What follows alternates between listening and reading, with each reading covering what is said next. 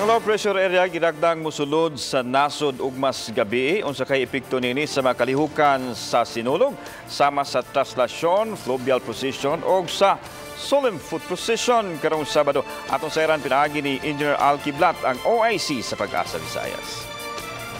Salamat ug atong sutahon ng pinakaulahing kalambuan sa dagan sa panahon.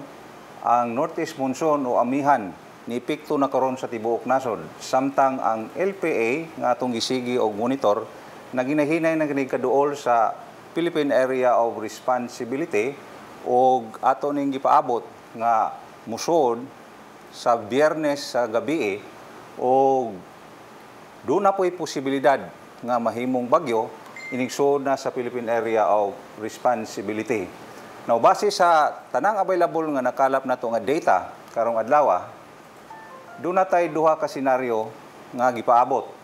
Ang una, musod sa Philippine Area of Responsibility o mo-record, dili mo landfall.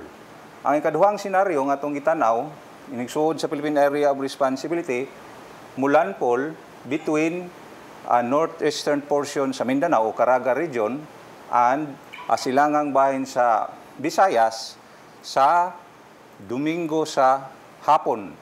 Ug mao ni mahitabo mga kapuso atong mapaabot nga ang Grand Sinulog Parade maulan o mag-amping ta mga puso kay base ning forecast model nga atong gitanaw karon dunay kahigayunan nga kasarangan ngadto na sa pusog ng mga pagulan ang masipendati sa panahon sa Domingo busa mag-amping ta sa posibleng baha og dahili sa yuta o katong mga participants sa Sinulog Parade magdala og panangga sa ulan. Samtang ang kalihukan sa Sinulog sa Sabado sa translasyon, sa fluvial o solemn procession, wala pa tayo angay kabalakan kay ang maong low pressure area layo pa kani o mayo pa ang panahon nga atong masinatik. Gikan diri sa buhatan sa Pag-asa Mactan, Pag-asa Visayas, DOST.